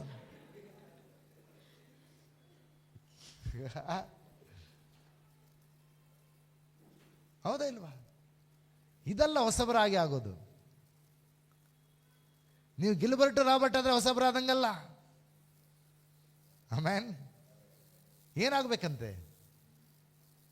ಸ್ವಭಾವ, ಹಳೆಯ ಸ್ವಭಾವ ಎಲ್ಲವೂ ನೀವು ಸಮಾಧಿಯಲ್ಲಿ ಹಾಕಿ, ಹಳೆಯ ಪಾಪ ಸ್ವಭಾವಗಳನ್ನು, ಹಳೆಯ ಎಲ್ಲವನ್ನ, ನಮ್ಮ ಎಲ್ಲ ಸಿಟ್ಟು, ಮತ್ಸರ, ಜಗಳ, ಸಂಪ್ರದಾಯ, ಆಚರಣೆ, ವಿಚಾರ, ಅನ್ನೊಂದು ಮತ್ತೊಂದು ಮೂಢನಂಬಿಕೆ ಎಲ್ಲವನ್ನು ತೆಗೆದುಕೊಂಡು ಹೋಗಿ ನೀವು ಸಮಾಧಿಯಲ್ಲಿ ಹಾಕಿ, ಕ್ರಿಸ್ತನು ಎದ್ದು ಬಂದ ಹಾಗೆ ನೀವೇನು ಮಾಡಬೇಕೀಗ? ಹೊಸಬರಾಗಿ ಎದ್ದು ಬಂದು ಹೊಸಬರಾಗಿ ನೀವು ನಡ್ಕೊಳ್ಬೇಕು. ಹಳೆಯದೆಲ್ಲ ಹೋಯ್ತು. ಅದಕ್ಕಾಗಿ ಅದು ಏನು 2 ಕೊರಿಂಥ ಚಾಪ್ಟರ್ 5 ಏನು ಹೇಳ್ತಾ ಇದೆ ಅಲ್ಲಿ? 2 ಕೊರಿಂಥ ಚಾಪ್ಟರ್ 5 ವರ್ಸಸ್ 17,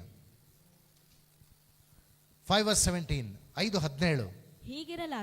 ಹೀಗಿರಲಾಗಿ ಯಾವನಾದರೂ ಕ್ರಿಸ್ತನಲ್ಲಿದ್ದರೆ ಅವನು ನೂತನ ಸೃಷ್ಟಿಯಾದನು. ಅವನೇನಾಗಿದ್ದಾನಂತೆ? ನೂತನ ಸೃಷ್ಟಿಯಾಗಿದ್ದಾನೆ. ಇಗೋ ಪೂರ್ವ ಸ್ಥಿತಿ ಹೋಗಿ ಎಲ್ಲವೂ ನೂತನವಾಯಿತು. If anyone is in Christ, he is a new creation. ಹೊಸಬರಾಗಿದ್ದಾರೆ. ಹಲ್ಲೆಲೂಯಾ. ಅರ್ಥ ಆಯ್ತಾ? ಅರ್ಥ ಆಗ್ತಾ ಇದೆಯಾ? ನಾವು ಶಿಲುಬೆಯಲ್ಲಿ ಹಾಕಲ್ಪಟ್ಟವರಾಗಿದ್ದೇವೆ. ಹೌದಲ್ಲ? ನಾವು ಶಿಲುಬೆಯಲ್ಲಿ ಹಾಕಲ್ಪಟ್ಟವರಾಗಿದ್ದೇವೆ. ಯಾವುದರ ಪಾಲಿಗೆ? ನಮ್ಮ ಹಳೆಯ ಜೀವಿತದ ಪಾಲಿಗೆ, ನಮ್ಮ ಹಳೆಯ ಸಂಗತಿಗಳ ಪಾಲಿಗೆ, ಹಳೆಯ ಆಚಾರ ವಿಚಾರಗಳ ಪಾಲಿಗೆ, ಎಲ್ಲದರ ಪಾಲಿಗೆ ನಾವು ಶಿಲುಬೆಯಲ್ಲಿ ಹಾಕಲ್ಪಟ್ಟು ಸತ್ತವರಾಗಿದ್ದೇವೆ. ಆಮೆನ್. ಸತ್ತವರಾಗಿದ್ದೇವೆ.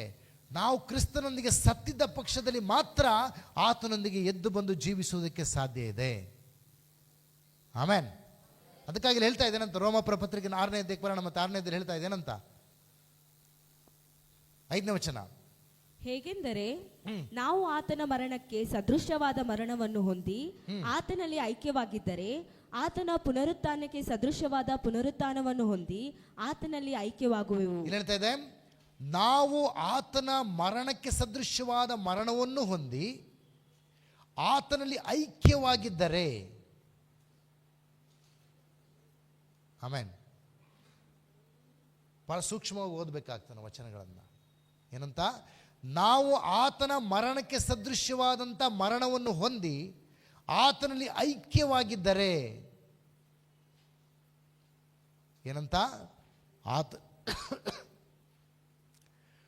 ಮರಣಕ್ಕೆ ಸದೃಶ್ಯವಾದಂಥ ಮರಣವನ್ನು ಹೊಂದಿ ಆತನಲ್ಲಿ ಐಕ್ಯವಾಗಿರೋದಾದರೆ, ಅಂದರೆ ನಾವು ಯೇಸು ಕ್ರಿಸ್ತನೊಂದಿಗೆ ಸತ್ತಿದ್ದೇವೆ.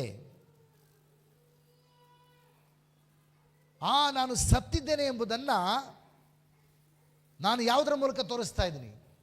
ನನ್ನ ಹಳೆಯ ಸ್ವಭಾವಗಳನ್ನು ಬಿಟ್ಟು ಹೊಸ ಕ್ರಿಸ್ತನ ಸ್ವಭಾವಗಳನ್ನು ಧರಿಸಿಕೊಳ್ಳೋದ್ರ ಮೂಲಕವಾಗಿ ನಾನು ಕ್ರಿಸ್ತನೊಂದಿಗೆ ನಾನು ಹಳೆಯದರ ಪಾಲಿಗೆ ಸತ್ತಿದ್ದೇನೆ ಎಂಬುದನ್ನು ತೋರಿಸ್ತಾ ಇದ್ದೆ. ಅದನ್ನೇ ಸ್ಥಾನಿಕನಾದ ಯೋಹಾನ ಹೇಳಿದೆ ಅಂತಂದರೆ, ನಿಮ್ಮ ಫಲದಿಂದ ತೋರಿಸ್ರಿ ಎಂಬುದಾಗಿ. ದೀಕ್ಷಾಸ್ನಾನ ಯಾರು ತೆಗೆದುಕೊಳ್ಬೇಕು? ದೀಕ್ಷಾಸ್ನಾನ ತೆಗೆದುಕೊಂಡ ಮೇಲೆ ಮನುಷ್ಯ ಬದಲಾವಣೆ ಆಗ್ತಾನೆ, ಅಥವಾ ಬದಲಾವಣೆ ಆಗಿದ್ದಕ್ಕೆ ದೀಕ್ಷಾಸ್ನಾನ ತೆಗೆದುಕೊಳ್ತಕ್ಕಂಥದ್ದ? ಏನು? ಬದಲಾವಣೆ ಆದಂಥ ವ್ಯಕ್ತಿ ದೀಕ್ಷಾಸ್ನಾನ ತಗೋಬೇಕಾ, ಅಥವಾ ದೀಕ್ಷಾಸ್ನಾನ ತಗೊಂಡು ಬದಲಾವಣೆ ಆಗಬೇಕಾ? ಏನಾಗಬೇಕು? ಬದಲಾವಣೆ ಆದಂಥ ವ್ಯಕ್ತಿ ಸತ್ತಂಥ ವ್ಯಕ್ತಿ, ಅವನನ್ನು ಹೂಣಿಡೋದು. ಸಾಯದಿರುವ ಜೀವಂತ ವ್ಯಕ್ತಿಯನ್ನು ಹೂಣಿಡೋದುಂಟ ಎಲ್ಲಾದರೂ? ಇಲ್ಲ. ನೀವು ಸತ್ತಾಗ ಮಾತ್ರ ಹೂಣಿಡೋದಕ್ಕೆ ಸಾಧ್ಯ. ಅದೇ ದೀಕ್ಷಾ ಸ್ನಾನ. ಆಮೇನ್. ನಾನು ಪಾಪದ ಪಾಲಿಗೆ ಸತ್ತಿದ್ದೇನೆ ಅಂತಕ್ಕಂಥ ತನ್ನ ಫಲದಿಂದ ಯಾರು ತೋರಿಸುತ್ತಾನೋ ಆ ವ್ಯಕ್ತಿಯನ್ನ ಆತನ ಹೂಣಲ್ಪಡುವಿಕೆ ಸದೃಶ್ಯವಾದ ಹೂಣಲ್ಪಡುವಿಕೆಯಲ್ಲಿ ನೀರಿನಲ್ಲಿ ಮುಳುಗಿಸ್ತಕ್ಕಂಥದ್ದು. ಆಮೇನ್. ಜೀವಂತವಾಗಿ ಇರೋ ವ್ಯಕ್ತಿಯನ್ನು ನೀರಲ್ಲಿ ಮುಳುಗಿಸ್ಲಿಕ್ಕಾಗಲ್ಲ. ಹಲ್ಲೆಲೂಯಾ. ಹಳೆಯದನ್ನ ಇಟ್ಕೊಂಡು ಜೀವಿಸುವಂಥ ವ್ಯಕ್ತಿ ನೀರಲ್ಲಿ ಮುಳುಗಿಸ್ಲಿಕ್ಕಾಗಲ್ಲ. ಆಮೇನ್. ಹೌದಾ ಇಲ್ವಾ? ಹಳೆಯದರ ಪಾಲಿಗೆ ಸತ್ತಿದ್ದೇನೆ ಅಂತಕ್ಕಂಥದ್ದನ್ನ ಫಲದ ಮೂಲಕ ತೋರಿಸುವಂಥ ವ್ಯಕ್ತಿಯನ್ನ ಸಮಾಧಿ ಮಾಡಲ. ಹೌದು, ಈ ವ್ಯಕ್ತಿ ಸತ್ತಿದ್ದಾನೆ ಅಂತೇಳಿ ಅವನನ್ನು ಏನು ಮಾಡಬೇಕೀಗ? ಸಮಾಧಿ ಮಾಡಬೇಕು. ಆಮೇಲೆ ಆತನ ಪುನರುತ್ಥಾನಕ್ಕೆ ಸದೃಶ್ಯವಾದ ಪುನರುತ್ಥಾನವನ್ನು ಹೊಂದಿ ಆತನಲ್ಲಿ ಐಕ್ಯವಾಗುವೆವು. ಈಗ ಸತ್ತಂಥ ವ್ಯಕ್ತಿ ನಾನು ಪಾಪದ ಪಾಲಿಗೆ ಸತ್ತಿದ್ದೇನೆ ಅಂತಕ್ಕಂಥದ್ದನ್ನು ತನ್ನ ಫಲದ ಮೂಲಕ ತೋರಿಸುವಂಥ ಯಾವ ವ್ಯಕ್ತಿ ಪಾಪಕ್ಕೆ ಮಾನಸಾಂತರಪಟ್ಟು ಪಶ್ಚಾತ್ತಾಪಪಟ್ಟು ದೇವರ ಕಡೆಗೆ ತಿರುಗಿಕೊಂಡು ಯೇಸುವನ್ನು ಪ್ರೀತಿ ಮಾಡಿ, ಯೇಸುವಿನ ವಾಕ್ಯಗಳನ್ನು ಪ್ರೀತಿ ಮಾಡಿ, ಯೇಸು ಕ್ರಿಸ್ತನ ಹಿಂಬಾಲಿಸುವುದಕ್ಕಾಗಿ ಆತನೊಂದು ತವಕ, ಆಸಕ್ತಿ, ಯೇಸುವಿನೊಂದಿಗೆ ನಿರಂತರವಾದ ಸಂಪರ್ಕ, ಆತನ ಆತ್ಮನಿಂದ ತುಂಬಲ್ಪಟ್ಟು ಆತನಿಗಾಗಿ ಜೀವಿಸುವುದಕ್ಕಾಗಿ ತನ್ನ ಜೀವನ ಸಮರ್ಪಣೆ ಮಾಡಿಕೊಂಡಿದ್ದಾನೋ ಆ ವ್ಯಕ್ತಿ ದೀಕ್ಷಾಸ್ನಾನದ ಮೂಲಕವಾಗಿ ಆತನು ತೋರಿಸಬೇಕೇನಂತಂದರೆ, ನಾನು ನನ್ನ ಹಳೆಯದರ ಪಾಲಿಗೆ ಸತ್ತಿದ್ದೇನೆ ಕ್ರಿಸ್ತನೊಂದಿಗೆ, ಹಾಗಾಗಿ ನಾನು ಕ್ರಿಸ್ತನೊಂದಿಗೆ ಹೂಣಲ್ಪಟ್ಟಿರೋದನ್ನು ಈ ದೀಕ್ಷಾಸ್ನಾನದ ಮೂಲಕವಾಗಿ ನೀರಿನಲ್ಲಿ ಮುಳುಗುವುದರ ಮೂಲಕವಾಗಿ ನಾನು ತೋರಿಸ್ತಾ ಇದ್ದೀನಿ. ಹಾಗಾಗಿ ದೀಕ್ಷಾಸ್ನಾನವನ್ನು ನಾವು ನೀರನ್ನು ಚಿಮುಕಿಸಿ ಕೊಡೋದಿಲ್ಲ. ಕೆಲವು ಕಡೆ ನೀರು ಚಿಮುಕಿಸಿ ದೀಕ್ಷಾಸ್ನಾನ ಕೊಡ್ತಾರೆ. ಚಿಮುಕಿಸಿದರೆ ಆಗೋದಿಲ್ಲ. ಸತ್ತಂಥ ವ್ಯಕ್ತಿ ಮೇಲೆ ನೀವು ಮಣ್ಣನ್ನು ಹೀಗೆ ಸುಮ್ಮನೆ ಸ್ವಲ್ಪ ಎಲ್ಲರೂ ಒಂದೊಂದು ಹಿಡಿ ಸುಮ್ಮನೆ ಒಂದು ಚೂಚೂರು ಮಣ್ಣು ಹಾಕಿದರೆ ಸಾಕಾ? ನಾನೇನು ಮಾಡಬೇಕು? ಪೂರ್ತಿ ಗುಂಡಿ ತೆಗೆದು ಮಣ್ಣು ಮುಚ್ಚಬೇಕಾ ಬೇಡವಾ? ಎಲ್ಲರೂ ಒಂದು ಚೂಚೂರು ಮಣ್ಣು ತಗೊಂಡೋಗಿ ಅವನ ಮೇಲೆ ಹಾಕಿದರೆ ಸಾಕಾಗ್ತದ? ಇಲ್ಲ ಅಲ್ಲ. ಸತ್ತಂಥ ವ್ಯಕ್ತಿ ಡೆಡ್ ಬಾಡಿ ಮೇಲೆ ಒಂದು ಚೂಚೂರು ಒಂದು ಸುಮ್ಮನೆ ಹಿಂಗೆ ಒಂಚೂರು ಮಣ್ಣನ್ನು ತಗೊಂಡು ಎಲ್ಲ ಒಂದು ಇಷ್ಟಿಷ್ಟು ಮಣ್ಣು ತಗೊಂಡು ಹಾಕಿ ಬಂದರೆ ಸಾಕ ಅಂತ ಆಗಲ್ಲ. ಅವನೇನು ಮಾಡ್ಬೇಕು? ನಾವು ಕಂಪ್ಲೀಟಾಗಿ ಮುಚ್ಚಿ ಸಮಾಧಿ ಮಾಡಬೇಕು. ಅದಕ್ಕೋಸ್ಕರ ಇಮರ್ಷನ್ ಬ್ಯಾಪ್ಟಿಸಮ್ ಅಂದರೆ ಮುಳುಗಿಸುವಂಥ ಬ್ಯಾಪ್ಟಿಸಮ್, ಮುಳುಗಿಸುವ ದೀಕ್ಷಾಸ್ನಾನ. ಆ ಮುಳುಗಿಸುವುದು ಏನು ತೋರಿಸ್ತಾ ಇದೆ ಅಂದರೆ, ನೀನು ಪಾಪದ ಪಾಲಿಗೆ ಸತ್ತು ಯೇಸುವಿನಲ್ಲಿ ಜೀವಿತವನ್ನು ಬದಲಾವಣೆ ಮಾಡಿಕೊಂಡಿದೆ ಅಂತಕ್ಕಂಥದ್ದು ಫಲದ ಮೂಲಕ ಕಾಣ್ತಾ ಇರೋದ್ರಿಂದ ನಾನೀಗ ಏನು ಮಾಡ್ತಾ ಇದ್ದೀನಿ? ಬಹಿರಂಗವಾಗಿ ಅದನ್ನು ಘೋಷಣೆ ಮಾಡ್ತಾ ಇದ್ದೀನಿ. ನಾನು ಕ್ರಿಸ್ತನೊಂದಿಗೆ ಸತ್ತಿರೋದ್ರಿಂದ ಈ ದೀಕ್ಷಾಸ್ನಾನದ ಮೂಲಕವಾಗಿ ಆತನೊಂದಿಗೆ ಹೂಣಲ್ಪಟ್ಟಿದ್ದೇನೆ ಮತ್ತು ನೀರಿನಿಂದ ಎದ್ದು ಬರುವಾಗ ನಾನು ಕ್ರಿಸ್ತನೊಂದಿಗೆ ಪುನರುತ್ಥಾನ ಆಗಿದ್ದೇನೆ ಅಂತಕ್ಕಂಥದ್ದನ್ನು ತೋರಿಸುವನಾಗಿದ್ದೇನೆ ಪ್ರಿಯರೇ. ಹಲ್ಲೆಲೂಯಾ. 6ನೇ ವಚನ ಪಾಪಾಧೀನ ಸ್ವಭಾವವು, ನೋಡಿ, ಪಾಪಾಧೀನ ಸ್ವಭಾವವು ನಾಶವಾಗಿ ನಾವು ಇನ್ನೂ ಪಾಪದ ವಶದಲ್ಲಿ ಇರದಂತೆ ನಮ್ಮ ಪೂರ್ವ ಸ್ವಭಾವವು ಕ್ರಿಸ್ತನ ಕೂಡ ಶಿಲುಬೆಗೆ ಹಾಕಲ್ಪಟ್ಟಿದೆ ಎಂದು ತಿಳಿದಿದ್ದೇವೆ. ಎಂಥ ಸ್ವಭಾವ?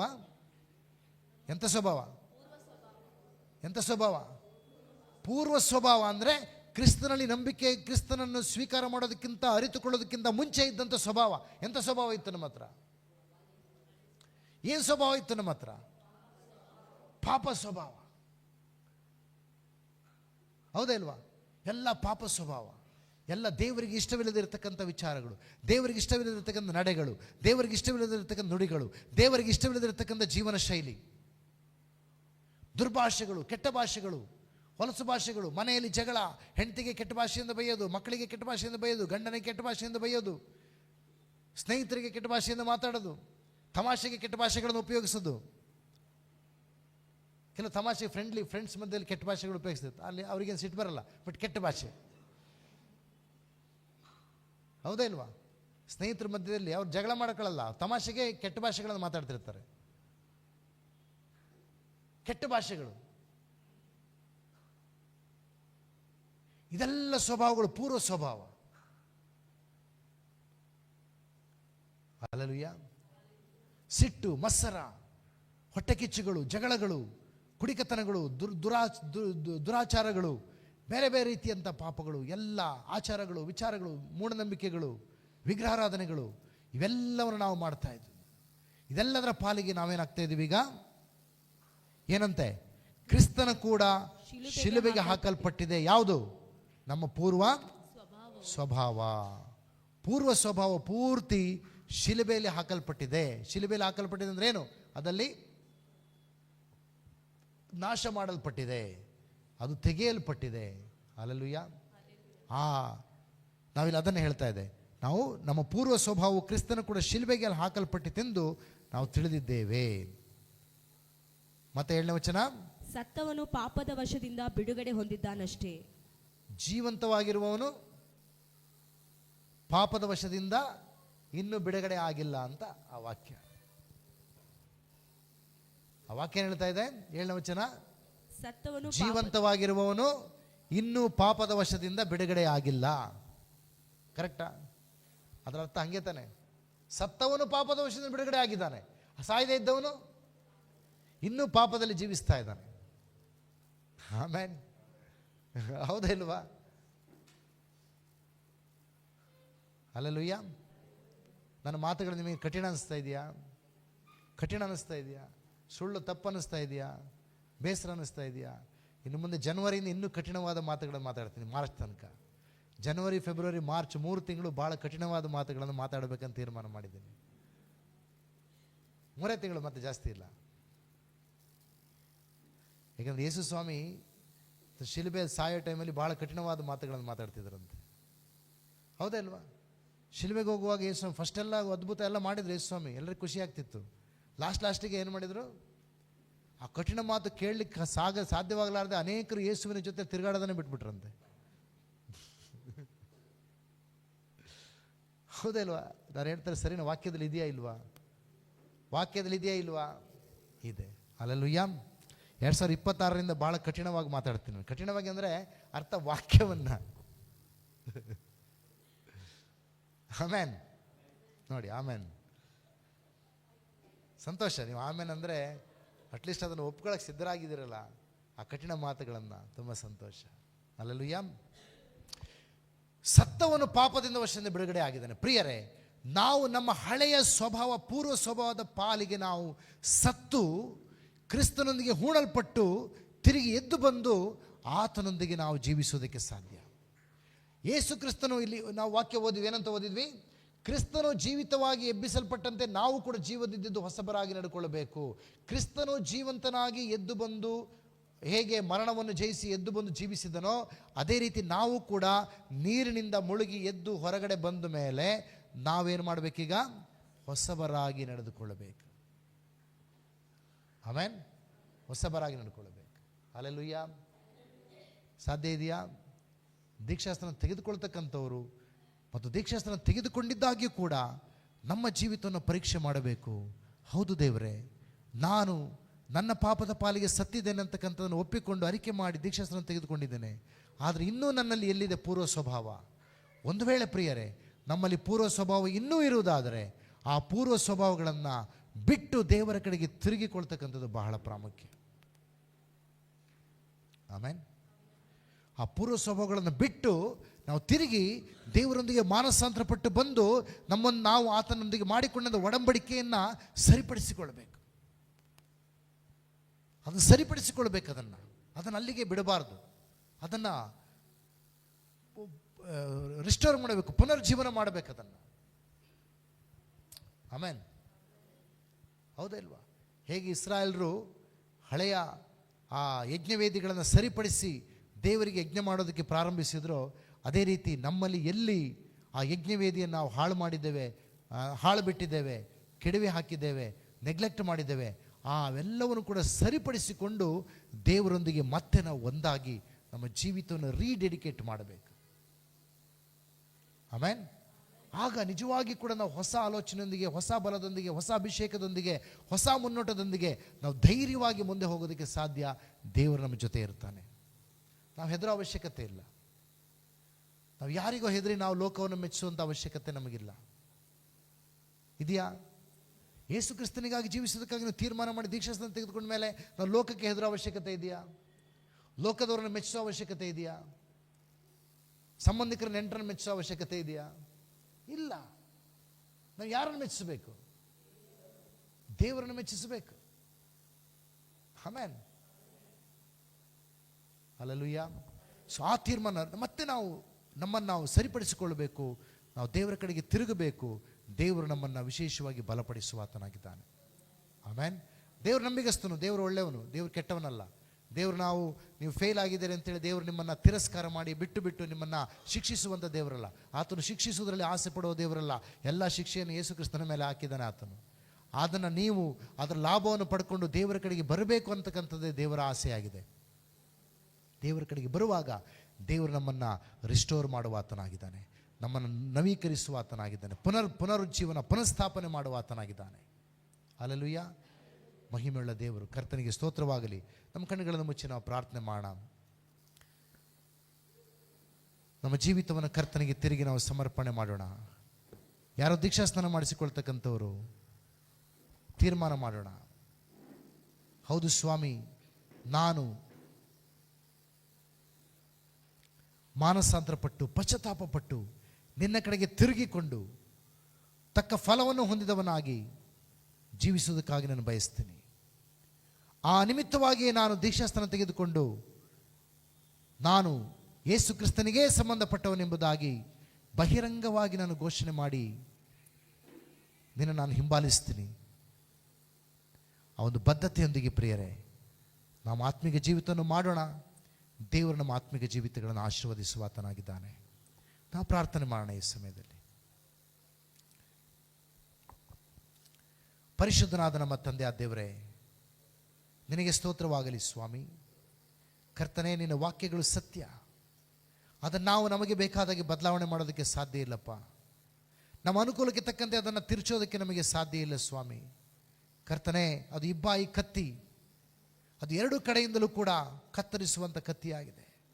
ಅದನ್ನು ನಮಗೆ ಮನಸ್ಸಿಗೆ ಬಂದಾಗೆ ತಿರುಚಿ ನಮಗೆ ಮನಸ್ಸಿಗೆ ಬಂದಾಗ ಅದನ್ನು ಉಪಯೋಗಿಸ್ಕೊಳ್ಳೋದಕ್ಕೆ ಸಾಧ್ಯ ಇಲ್ಲ ಸ್ವಾಮಿ. ತಂದೆಯೇ, ನಾವು ಪ್ರಾರ್ಥಿಸ್ತೇವೆ, ನಮಗೆ ಸಹಾಯ ಮಾಡು. ನಿನ್ನ ವಾಕ್ಯವನ್ನು ನಾವು ಪ್ರೀತಿಸ್ತೇವೆ.